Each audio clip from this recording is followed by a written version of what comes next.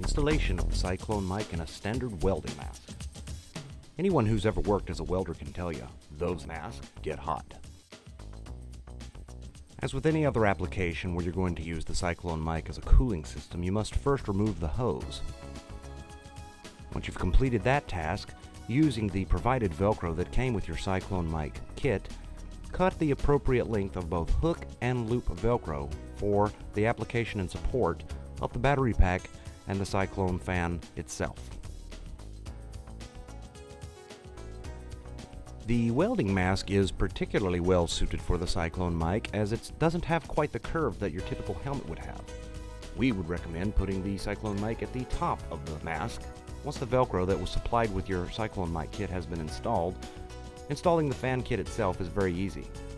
Alternatively, you could also connect the fan below at the bottom of the mask.